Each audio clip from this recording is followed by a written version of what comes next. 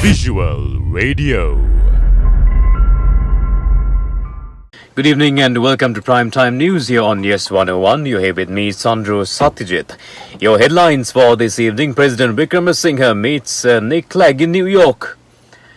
Committee appointed to put forward proposals for the restructuring of Sri Lanka railways. Interim report to be sent to Cabinet. US announces $19 million in additional funds to further develop Sri Lanka. And in news overseas, India advises travel against certain parts of Canada over diplomatic row.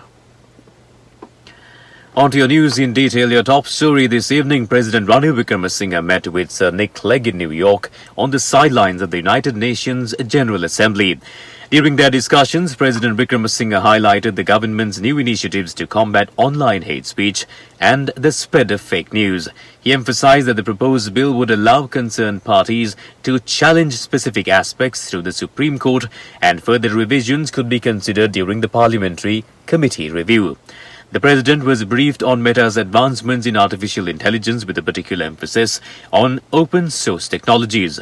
Both parties explored potential collaborations between the Sri Lankan government and Meta in the field of artificial intelligence. One of the proposals discussed was the development of a collaborative program between Meta and Sri Lankan universities aimed at advancing AI technology. Meanwhile, Minister of Foreign Affairs Ali Sabri participated in the Global Development Initiative, the GDI Cooperation Outcomes High-Level Meeting in New York, on the sidelines of the 78th United Nations General Assembly. In this context, as a member of the group of Friends of GDI, Sri Lanka commends the tangible results and the benefits delivered over the past 2 years through the Chinese initiative. It completes the effort to achieve the 2030 Agenda for Sustainable Development by revitalizing the global development partnership and promoting stronger, greener and healthier global development.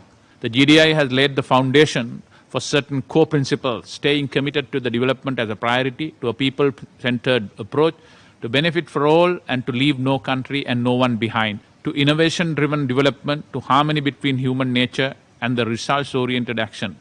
Meanwhile, the GDI has been proposed by President Xi Jinping during the United Nations General Assembly in 2021. Now it aims to build a global community of development, giving priority to development and people, and seeks to expedite the implementation of the UN's 2030 Agenda for Sustainable Development. Over the past 2 years, more than 100 countries and international organizations, including the United Nations, have supported the GDI, and more than 60 countries, including Sri Lanka, have joined the group of Friends of the Global Development Initiative. Meanwhile, in other news now here in Sri Lanka, the launch of the inaugural publication of the Factum Foreign Policy Review, A Vision for a New Sri Lanka, took place yesterday in Colombo. Factum is an Asia and Asia-Pacific think tank on international relations, tech cooperation and strategic communications based in Sri Lanka. Acting Minister of Foreign Affairs Taraka Balasuriya spoke about Sri Lanka's role in the global world. Okay, we have now different spheres. We have a different security sphere, we have a different economic sphere. So we need to operate in these different spheres. Equally important is our commitment to working with all countries. We understand that the global challenges such as climate change, pandemics, terrorism and transnational crimes require collective action. Therefore, we will actively engage with international organizations such as the United Nations, Regional Forum and multilateral bodies to address these pressing issues. And in order for us to have effective multilateralism, we also believe that the global financial and the political architecture, particularly in the United Nations, has to change. And if that does not change, I think we'll be repeating the mistakes of the last century.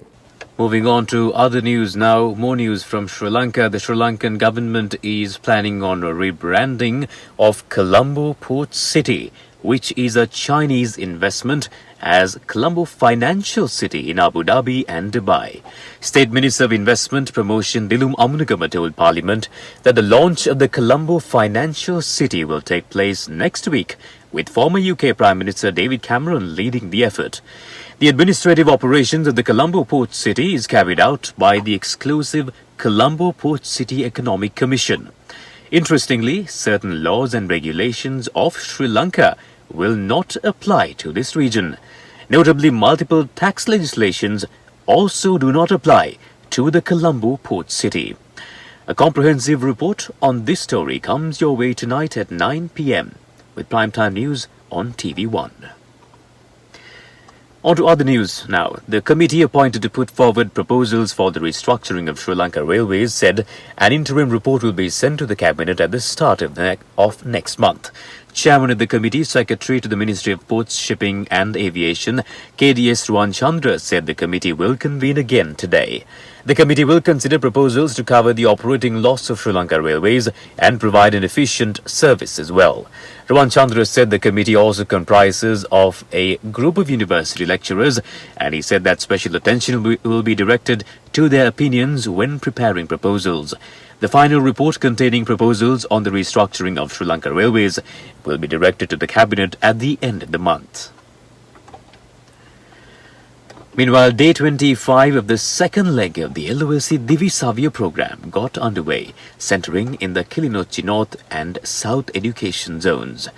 The first leg of the LOLC Divi Savya program, school books and stationery items were provided to over 1,000 schools with less than 50 students. In the second leg of the program will provide school books and stationery items to schools with less than 100 students. Students will be provided school books and stationery for a period of 1 year under the program. This worthy initiative is a collaboration between the LOLC Group and the Ministry of Education.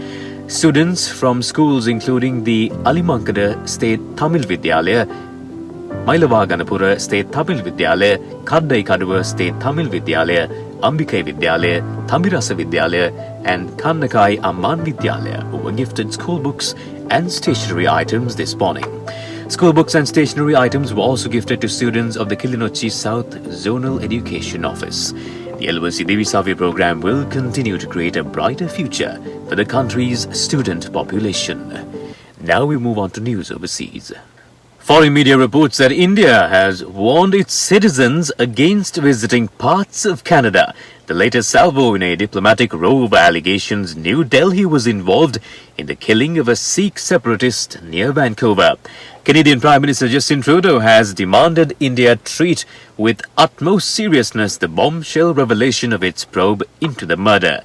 Foreign media says that the fallout prompted tit-for-tat diplomatic expulsions and a forceful denial from India, which said any suggestion it played a role in the killing of Hardeep Singh Nijjar was absurd. On to sports news. To explore the higher education opportunities in Australia, Canada, UK, Malaysia and Sri Lanka.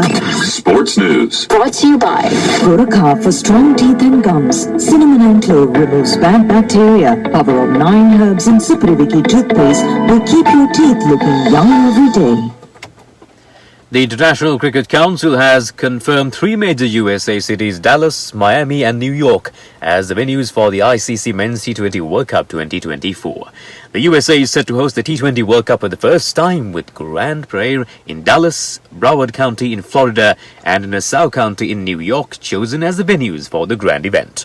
USA and West Indies were selected as co-hosts for the global tournament back in November 2021 when the ICC board awarded them the hosting rights. The venues were chosen following an extensive evaluation of several options. For the latest updates on what's happening here in Sri Lanka and across the world, you can subscribe to Newsfirst SMS News Alerts. And for instructions on how to do so, you can visit our website at www.newsfirst.lk. You can also visit our website for the details of these stories and much more. However, for videos and other information, you can follow us on our social media platforms.